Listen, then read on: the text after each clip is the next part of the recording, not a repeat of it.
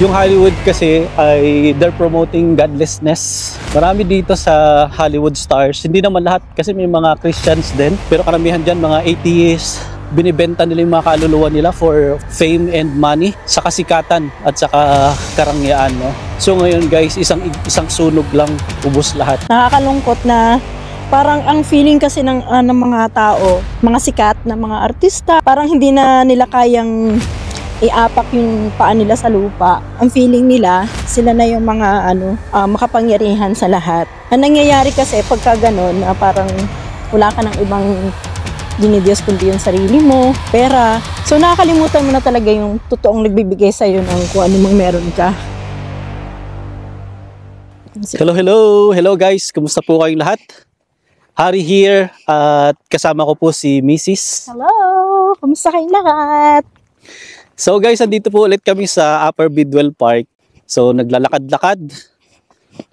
Masarap kasing mag-stroll, mag-exercise dito sa Upper Bidwell Park. So by the way, itong Upper Bidwell Park ay mga 10 minutes lang papunta dun sa lugar namin, sa bahay namin. And ito ay nasa Chico, California.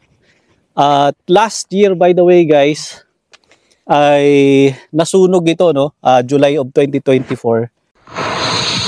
California's largest wildfire this year continuing to cut a vast path of destruction near Chico Saturday. It's just a very scary, intense time right now. Cooler temperatures aiding the efforts of the thousands of firefighters from CAL FIRE and across the state who were deployed here, but high heat from the flames and the rugged terrain still posing significant challenges. There's a high fuel load, abundance of grass.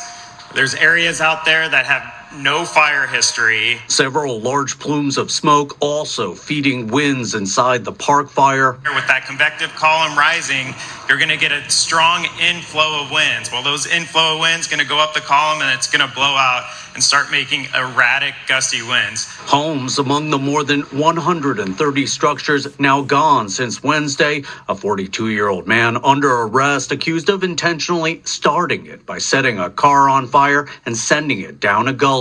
The fast-moving flames giving many residents just minutes to evacuate. More than 400 acres na wildfire nag-start dito sa lugar na to, no. Ang cause ng fire ay sabi nila arson daw. Nahuli yung tao na nag-start ng sunog dito, no. So meron siyang kotse. I-drive niya yung kotse niya sa dito. Sa bush? Ano ba tayo? Sa gubat. So kasi kagubatan yung may part dito na magubat. So yun, nag-start doon, nag-spark yung sasakyan, lumiyab. Sabay July is summertime dito. Doon nag-start yung fire. So grabe, lagablab, more than 400 acres.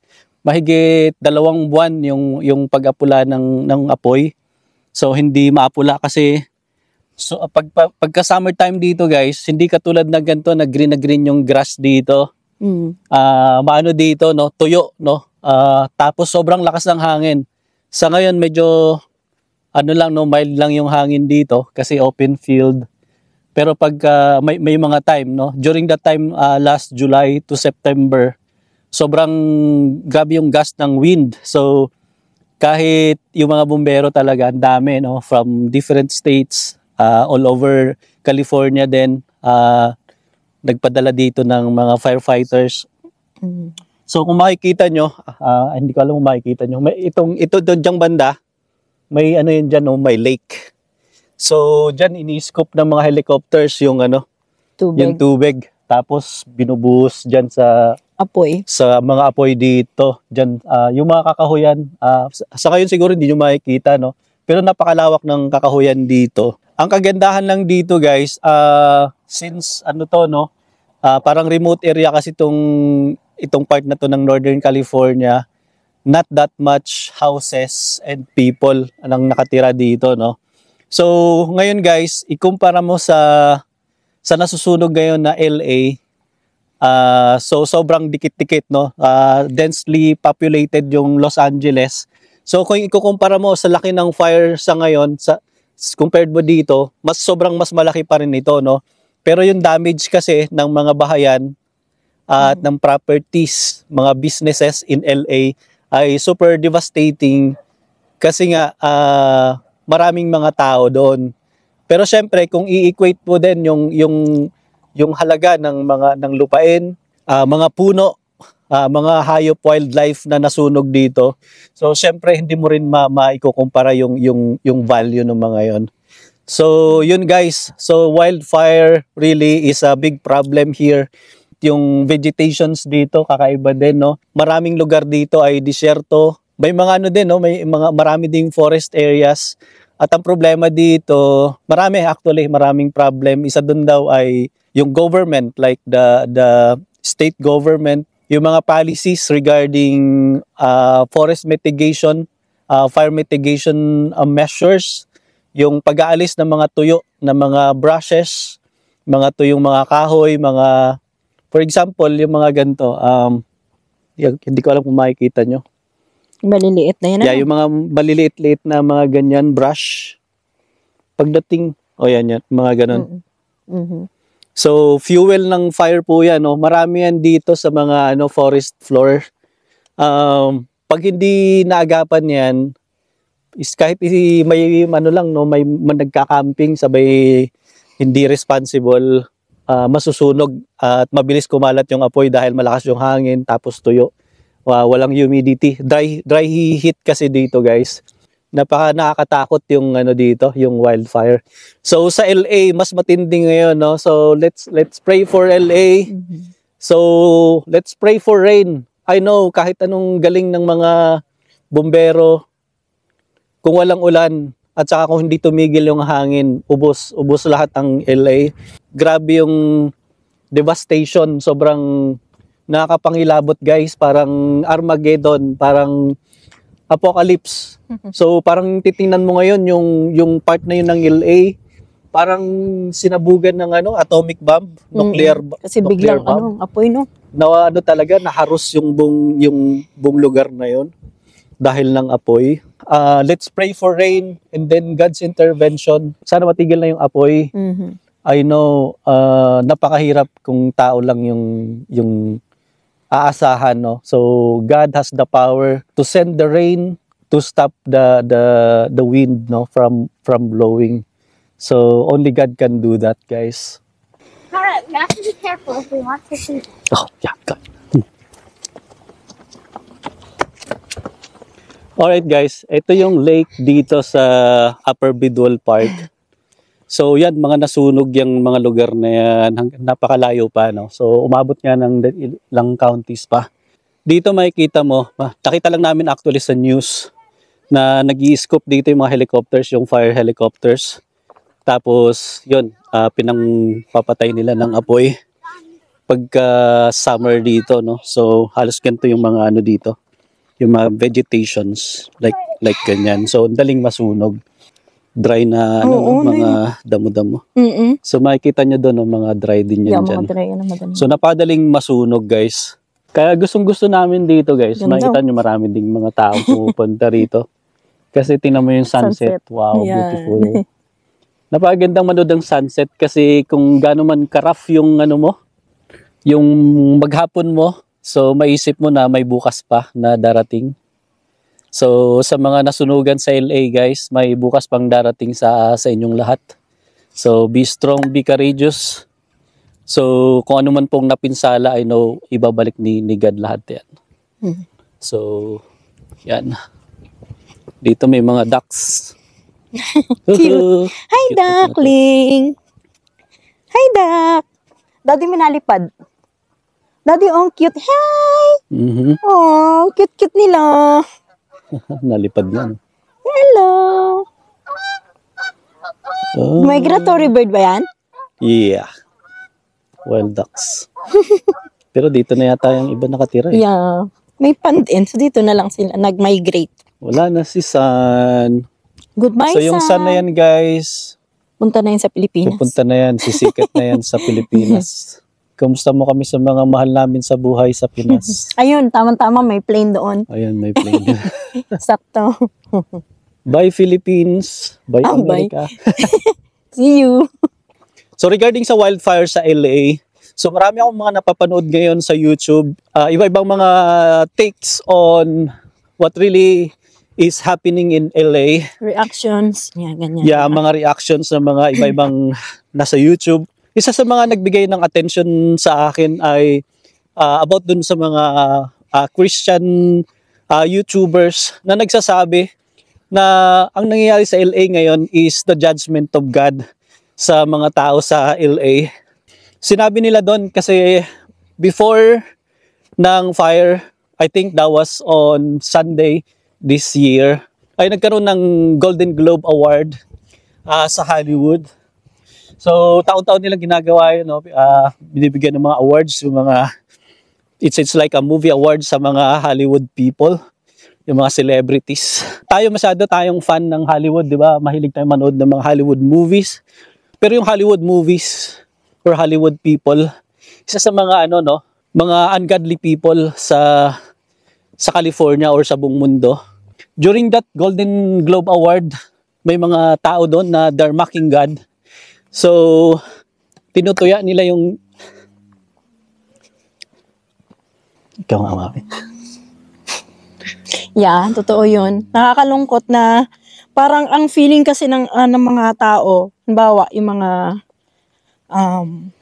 sikat na mga artista or mga taong parang hindi na kayang abutin ng parang hindi na nila kayang iapak yung paa nila sa lupa. Ang feeling nila, sila na yung mga makapangyarihan sa lahat. Ang nangyayari kasi pagka ganon, parang wala ka ng ibang dinidiyos kundi yung sarili mo, pera. So nakakalimutan mo na talaga yung totoong nagbibigay sa'yo ng kung ano mang meron ka. So nakakalungkot na minsan hindi man lang nila nagawang pasalamatan yung Diyos sa tagumpay na meron sila doon. Kaya yun ang nangyari. Kaawa kasi syempre may mga kababayan din tayo doon, mga Filipino. So, pag-pray natin sila. So, yun guys, yung Hollywood kasi ay they're promoting godlessness. Marami dito sa Hollywood stars. Hindi naman lahat kasi may mga Christians din na naniniwala sa Diyos. Pero karamihan dyan mga atheists. Sabi nga, may mga nagsasabi, yung iba, mga kaluluwa ng mga stars na to, yung mga Hollywood stars, nakikipag-deal kay Satan, binibenta nila yung mga kaluluwa nila for fame and money. Kaya makikita nyo, grabe din yung kapalit, no? Kapalit yung kaluluwa nila sa kasikatan at sa karangyaan, no? So ngayon guys, isang sunog lang, ubos lahat, no? Yung pasensya ng Diyos ay napakalawak, pero darating yung time na yung patience ni God ay mag-i-end, no? So makikita natin how powerful God is, na kahit ano yung technology, kahit ano ka-advance ng naabot ng tao ay hindi pa rin kayang kapangyarihan ni Lord. Hindi kayang tapatan ng kapangyarihan ng Diyos. Hindi kayang pigilan yung force of God, no, sa mga bagay na to. Imagine nyo, 20 million, 35 million dollars ng mga bahay. So dapat mga equip na mga pinaka-the best na mga firefighting equipments. So pero hindi, tupok ilang minuto lang tupok yung isang mansyon, 'di ba? So ganun katindi yung apoy. So sabi nga, may mga nagsasabi din parang ang nangyayari ngayon sa Hollywood ay parang yung nangyari sa Sodom at Gomorrah, yung pinipicture ng Bible na nagpaulan ng apoy, no? Ang Diyos dahil sa sobrang makasalanan yung mga tao sa Sodom at Gomorrah. So parang ngayon ina-associate nila kasi Hollywood, yung LA, andyan yung mga LGBT, yung Pride Parade. Dito sa America guys, grabe ang promotion about LGBTQ. So which is they mock God, harap-harapan. Alam nila na galit ang tao, ang Diyos sa ganitong mga activities, pero hindi they're defying nature, they're defying God. So ito na yung parusa ng Diyos sa mga tao. Just like Sodom and Gomorrah, grabe yung dito, no? yung kasalanan ng mga tao ay talagang umabot na siguro hanggang langit. Maraming chances ang binibigay ng Diyos sa atin. Pero may paghuhukom, no. So as it is appointed unto man once to die, and after that the judgment will come to all of us, no. So marami sa atin siguro mga nakarinig na ng gospel of salvation, na we need to repent and turn our wicked ways and turn to God, repent our sins and accept Christ as our Savior. Pero we're neglecting it kasi we are so arrogant. Sabi ng foolish people, most of us or some of us are fools, that we're saying that we don't need God. So lalo na yung mga rich and famous, once you are really rich, ay sasabihin ng isang tao, why do I need God? I have everything. Pero sa isang iglap lang, lahat ng materialism, lahat ng mga yan ay kayang maglaho parang bula, no. Isang iglap lang, no. Isang typhoon, isang earthquake, isang apoy lang. Yeah. So sunog, ubos lahat. So yun. What's your take, Mame? Tama yun. Nakakaano. Natatouch ako dun.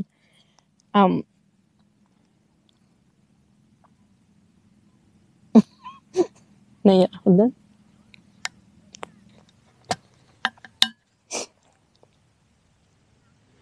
Yeah, it's just so sad na yung buong LA. So I know hindi naman lahat ng mga tao sa LA doesn't believe in God. May mga Christians dyan, no? Pero makikita nyo, damay-damay lahat, no?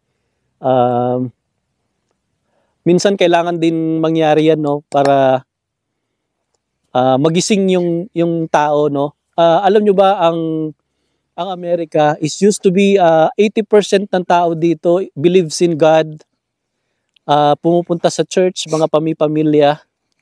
Pero ngayon sa statistics, nasa 40% na lang are proclaiming or professing that they are Christians. So America used to be is founded by the Word of God, yung Bible. Tinuturo sa mga bata mula pagkabata, ang mga pamilya pupunta sa church, sa schools ay tinuturo ang Bible. Pero ngayon inalis na yung Bible, yung prayers sa schools, sa mga universities, naging woke, naging liberal, pro-abortion, which is killing people, killing newborns na mga walang kamalay-malay. So, makikita natin, it used to be ang bansang ito napaka-prosperous, founded by the Word of God.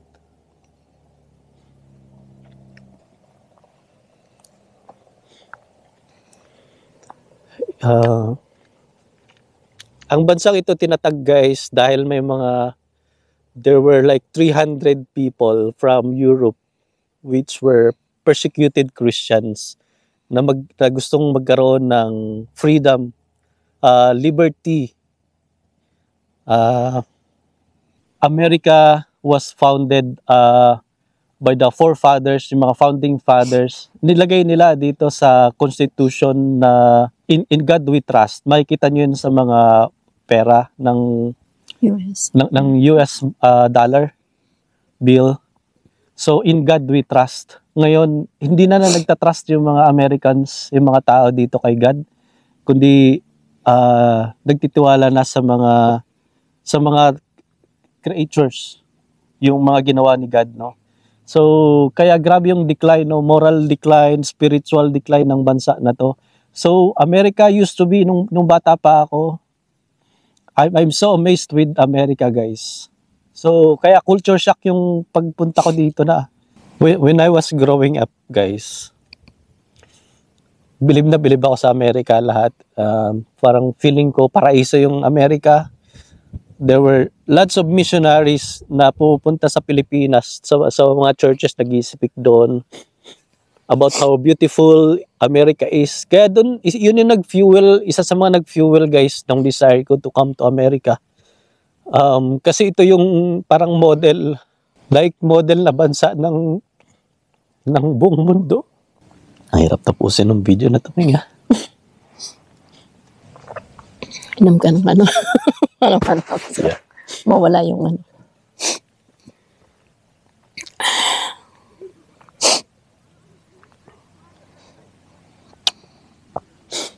May buwan pala. Ay. Okay guys, so kailangan namin tapusin yung video na to. So America used to be a prosperous, God-fearing country. Pero ngayon grabe yung decline. Morally, spiritually. Mga tao dito, grabe, hindi mo ma-imagine no, na wala sa katinuan. Biruin mo, millions of babies are being aborted in this country every year. Talagang bloodbath talaga. Tapos the government are supporting wars all over the world. So napakamakasalanan ng lugar na to, no. So kung tutuusin, tama rin na i-judge ng Diyos ang Amerika. If America will not repent and go back to God. So yeah, tuloy-tuloy na yan guys. Kung ang mga tao hindi nila marirealize ang kapangyarihan ng Diyos, lilipulin ng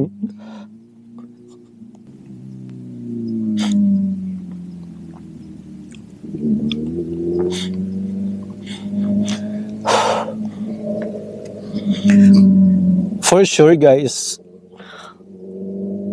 Ikaw nga muna.